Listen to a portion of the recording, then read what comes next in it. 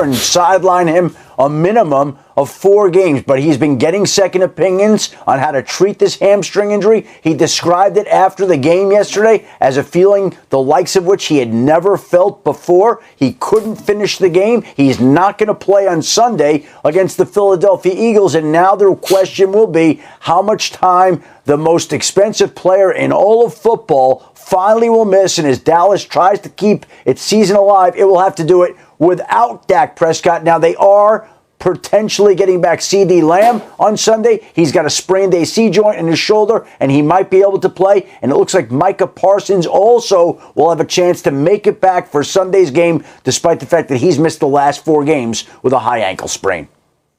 Yeah, it feels like you're just adding injury to insult, literally, to what's going on with the Dallas Cowboys here. We welcome you into the show. Adam with us throughout, as there's lots of news. Marcus Spears, Ryan Clark, Mina Kimes, Dan Orlovsky as well. Of course, we're in Kansas City in front of Monday Night Football.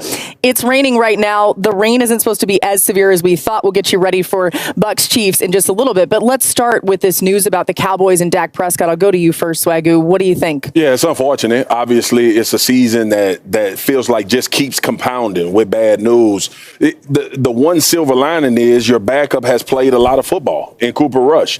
The difference is when he played, there was a lot more talent around him from an offensive standpoint. It's just all bad. And then you think about Dak's new contract. You think about the team and the leadership of him trying to bring them out of a hole. It's still midway through the season, a lot of time left.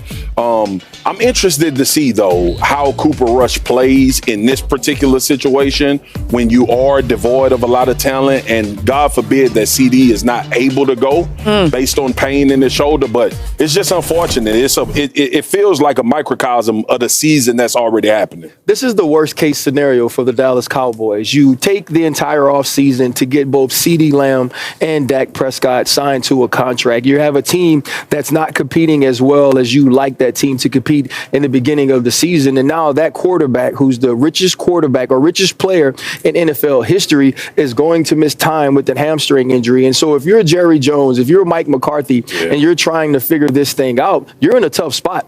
How are you expecting Mike McCarthy to win with a roster that from the beginning, from top to bottom, wasn't built to compete? And now your best football player on offense is also not available. And so this is a very difficult spot for this team to be in. RC, that suit is absolutely spectacular, bub. That thing looks so good, man. He reps the home team. That looks so good. Okay, so if Dak Prescott gets placed on IR with this hamstring, the Cowboys need to ask the very real question, do they become sellers very quickly? They got about 24 hours to do it. Dak Prescott and CeeDee Lamb account for 46% of their cap next year, about $120 million. There's no way to rebuild this roster without picks. If Dak goes on IR, they got to really kind of ask the question of, like, do they trade Micah Parsons? Can they trade DeMarcus Lawrence? Whoa. Can they trade Zach Martin? Can they trade Brandon Cooks? I know that sounds extreme, but this is not a good football team right now. It's certainly not going to be better without Dak Prescott. And because of the way those contracts are set up and the cap hit and the lack of talent, they got to start to think about the future if Dak is going to be gone for a minimum of 4 weeks. I agree with you, although I'll say if the Dallas Cowboys even take a call on Micah Parsons, I will walk into the Pacific Ocean. That's not happening. However, DeMarcus Lawrence, definitely on the table. Jordan Lewis is another name I would throw out, guys who are not on long-term contracts. I'm going to try to spin this in almost a positive way for Cowboys fans. You have clarity, right? This season, you're not going on a playoff run. I think that was before Dak Prescott got injured. So for me, at this point, it's not just about becoming a seller at the deadline. It's about pivoting and thinking, what is your plan for next year? How can we fix this run defense? There are good players on this roster. They actually have not a lot of cap space, but they're not like the New Orleans Saints, so we're going to talk about later. So they are in a position to improve next season, and I actually think that process needs to start right now.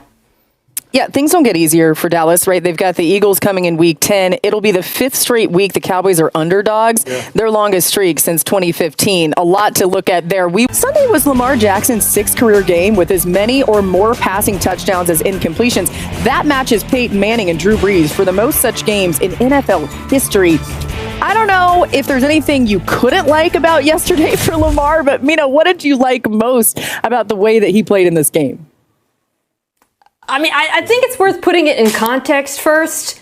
The Browns defense has been incredible, or Broncos, pardon me, defense has been incredible this year. They ranked first in the NFL in EPA per play. They were putting the clamps on passing attacks, and Lamar Jackson dropped a perfect passer rating on them all day long. He was feathering balls over second-level defenders. He was leading guys upfield, which is a big part of why it was so unbelievably impressive.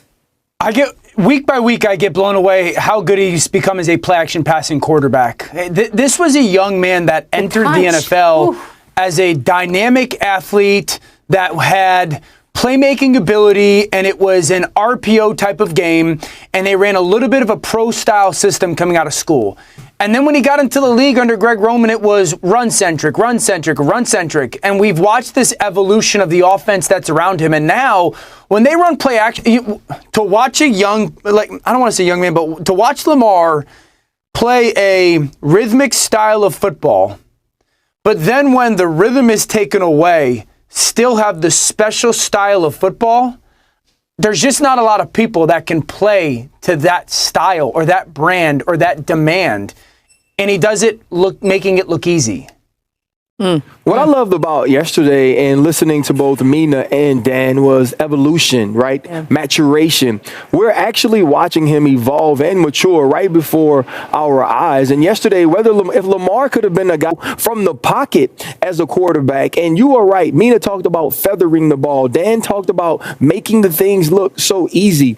Against the Cleveland Browns, it looked like Lamar had to press or was pressing to make the big play. He allowed everything to come to him yesterday against the Denver Broncos, who, as Mina has already mentioned, is a dang good defense. Sleeper teams of the season, and since then, it's gone crash and burn. They've lost 7 straight games, including yesterday's loss at Carolina, which might have been a low point for the season. There was a sense in the post-game locker room that Dennis Allen was ultimately going to be fired, and that's exactly what happened today. He was let go. The Saints have named Darren Rizzi, the special teams coordinator, as the interim head coach, and New Orleans now will begin turning its attention to Sunday's matchup against Atlanta and who will be the next head coach in Atlanta, not to mention the trade deadline on Tuesday, with teams calling the Saints to see if they would be interested in moving players like Marshawn Lattimore. Ooh, that'll be interesting to watch. RC, obviously, the Saints have had a totally Jekyll and Hyde season, right? When things started to downturn. What do you think about this? Well, I think the one thing I do know, because a lot of my family members and friends are Saints fans, there's a second line on Bourbon Street today. Because throughout this 7-game win streak, if I heard one more time, Dennis Allen has to go, I would have lost my mind. When you look at a team that starts this season with over 90 points in the first 2 games, a blowout of the Carolina Panthers, and what really started the benching of Bryce Young, now you fold all the way back around 8 games later, and Bryce Young beats you after being reasserted into the lineup. You have Saunders saying, we just lost the doo-doo toilet bowl. You have Cam Jordan apologizing to the entire city. That lets you know that it's not just about the X's and O's. It's about something in that building not being enough for leadership, not getting these guys prepared to play. And this was a decision that you had to make before the season gets long and you continue to lose these games. Last year, they were able to scapegoat with Pete Carmichael. Yeah. Last year, we saw remnants of this team being very bad. But offensively, you could justify because they weren't playing well. They come out with Kubiak this year. They set the world on fire. We we got to put the Saints in the conversation for an NFC team. And then you see them fall off. And I think the perplexing thing for Ms. Benson, the ownership there, is that you got DeMario Davis on this team. You got Tyrann Mathieu. You got Marshawn Lattimore. You got Cam, who hasn't even been playing much on defense. They are not devoid of talent in New Orleans. They have zero direction. And nobody has given answers, which is the coach's job, on how to pull yourself out of this. I'm going to tell you this, all right? And I understand the NFL. We played in a long time. It's hard as hell to lose 7 games. Yes. You can luck up and win 1. The Carolina Panthers ain't lost 7 in a row. I'm telling you, dude. So it was probably something in the works weeks before this, but I think it's the right decision. They got to retool.